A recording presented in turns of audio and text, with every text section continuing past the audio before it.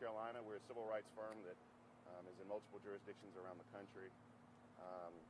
I have Robbie Bell with me to my right from Osborne Francis, and I have Jim Bannister with me to my left from Bannister Wyatt Stalvey in Greenville, South Carolina. And we actually have this unique yet tragic honor of representing the family of Tiru Chabba, who was killed here on the campus of Florida State University. And so first of all, I do want to say this. I'm from the big city of Denmark, South Carolina, where we have 3 stoplights and a blinking light.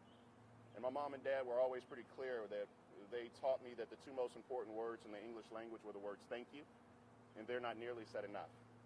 And so usually when I'm in situations where I do civil rights work or cases around the country, it's an adversarial relationship or antagonistic relationship.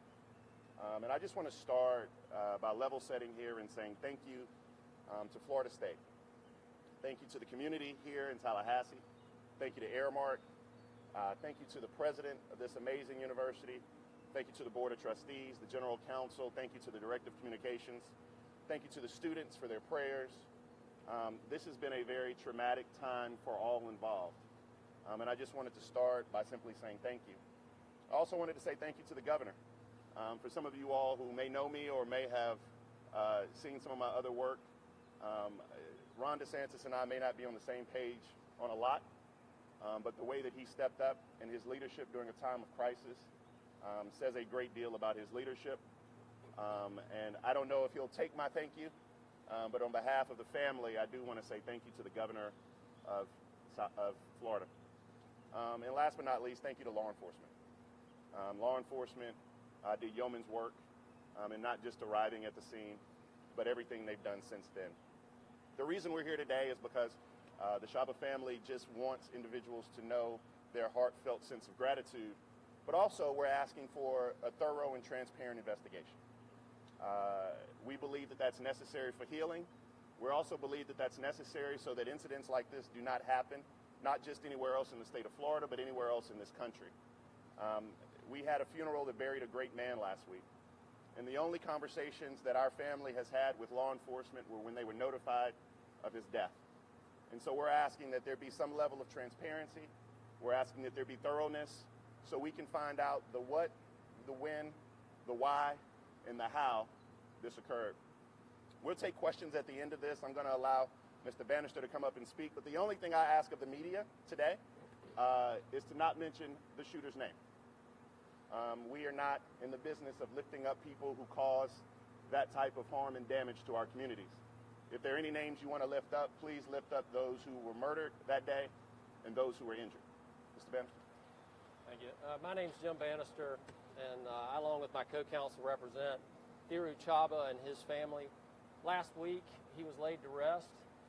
His family, friends, and particularly his working buddies at Aramark all were there and spoke and told stories about Tiru, about his compassion, his diligence at work, and his abiding sense of humor. And underlying that funeral was questions about why and what happened. The Chabba family has realized that there's a mourning period that will really never end. They will never get over missing Tiru. He won't be there to see his children graduate from high school. He won't be there to see them marry, to have his grandchildren. And he won't be there with his loving wife to grow old with her as they had planned. That was appropriate for then, and that was the focus for the funeral, celebrating his life. But now it's time to try to get some answers to the why and the what. The why may be difficult. It may even be impossible. But the what is a different story. The family can and should be given some certainty about exactly what happened on that day. And so they recognize and they want everybody to know, the officials and law enforcement, that they want there to be a thorough investigation, and they want that time to be appropriate so that that can happen. But every day that they don't have basic answers to what happened is difficult for them. It's hard to process the grief appropriately without a real understanding of everything that happened on that particular day. And so while they want to give law enforcement officials the time that they need, we want there to be a sense of urgency. To the extent that it can be done as rapidly as possible, that's what they would like. And I would like to say thank you too to the media, because they have respected the family's time to grieve and mourn. But now we're moving into a different process here to figure out what happened. Thank you. Robbie Bell. Good morning. My name is Robbie Bell. As a Florida State alumni, this hits hard at home. For such a special place to me, to be here under this horrific tragedy is hard to put into words. As a Florida State Seminole, we have a very strong community. It's built on integrity, character, and pride.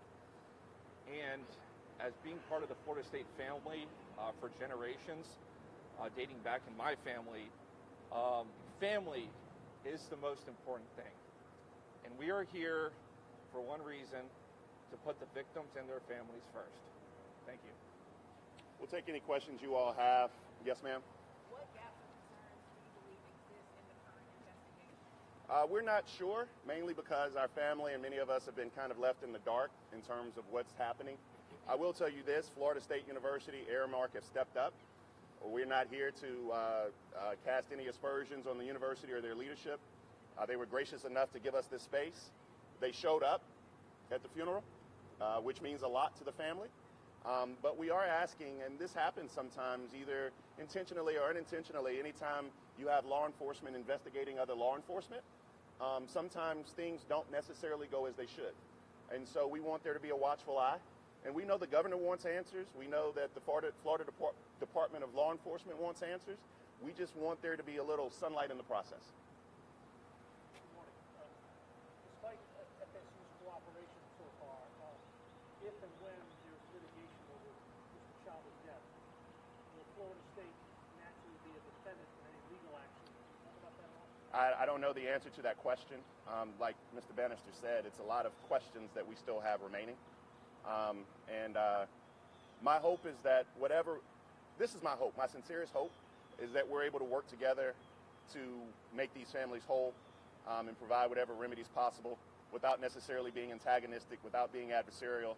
I'm not here for that today. I know there is a great deal of expectation when you have a civil rights lawyer come to town. There's going to be some flame throwing and some rock throwing, but I think that Mr. Bell stated best that this is about family. And we're hopeful that we can have some conversations down the road that may not prove to be adversarial. I'm just not sure yet because we don't have answers to those basic questions. I have a question about Mr. Chabba, if I may. Can you talk a little bit about why was he here at Florida State on that day, and how often did he come here, and why? So Mr. Chabba and his family, they reside in Greenville, South Carolina, and he works for Aramark Corporation. And he was here on business. He was here representing Aramark, and they were. This was the second time he had been down in recent months. Aramark had been a vendor with Florida State for a while, and they were in the middle of negotiations for some continuing business concerns. So it was a little bit happenstance that he was here on that day in this particular location. Yes, ma'am. I was going to ask you, so is there still no indication yet from police about a motive for No, we don't have any answers. I think that you guys have seen the same reports. I mean, a lot of things that we've seen have come from the media. We don't have any insight that you all don't have. No motives. I mean, that's the family wants to know why. As you can imagine, losing a father, having children, and you can't explain why. When your dad goes on a work trip, they're supposed to come home, and so we want to get those answers.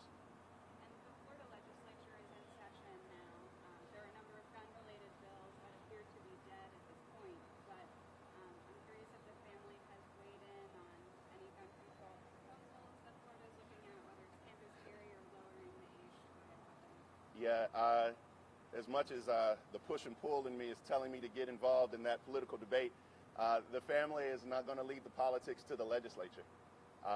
And so I think one of the things that we can do is be instructive.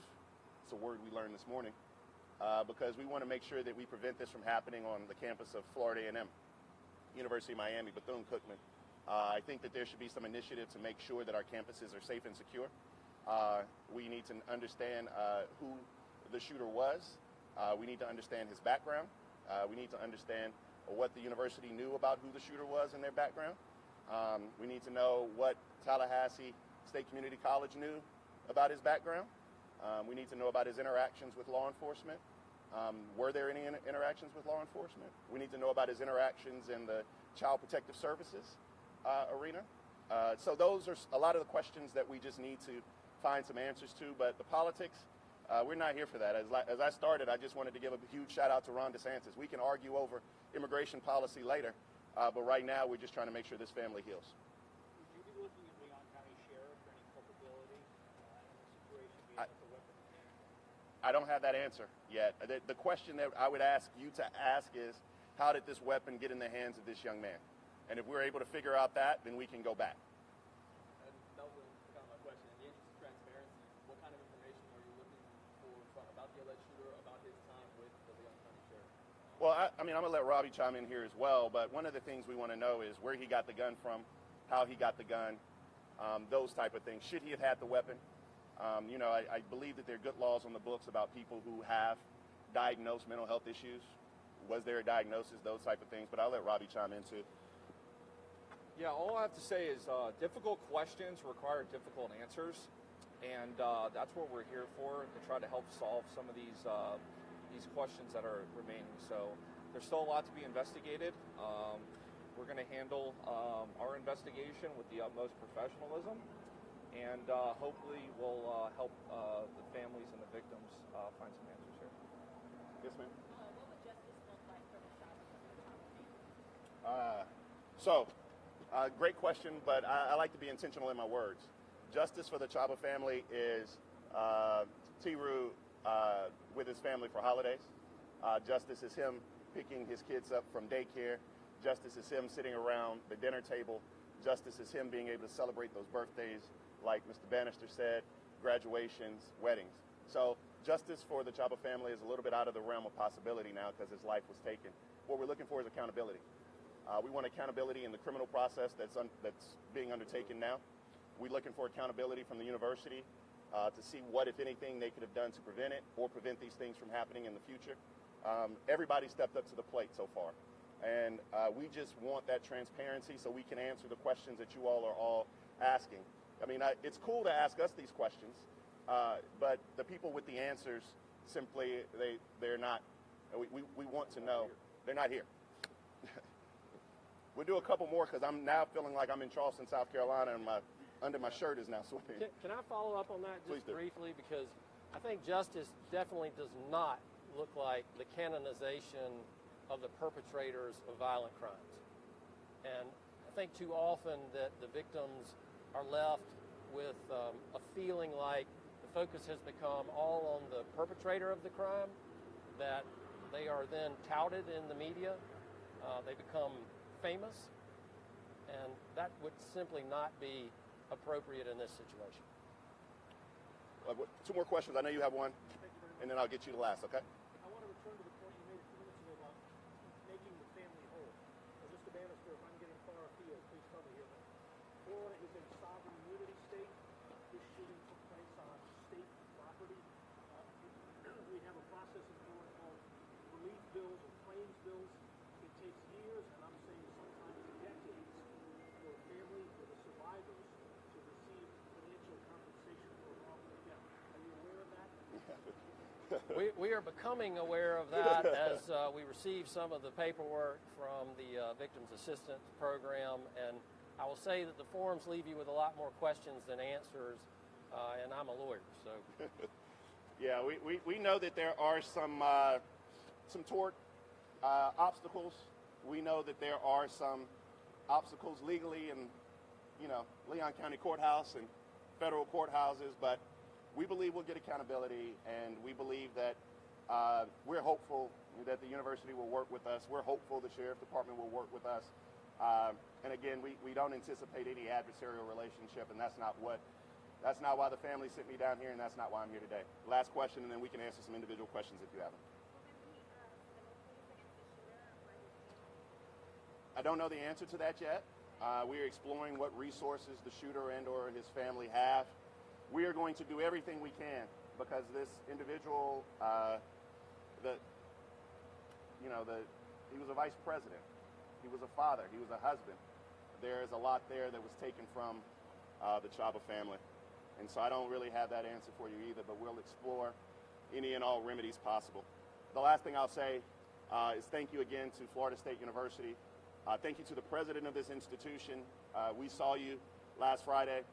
You didn't have to come to the funeral.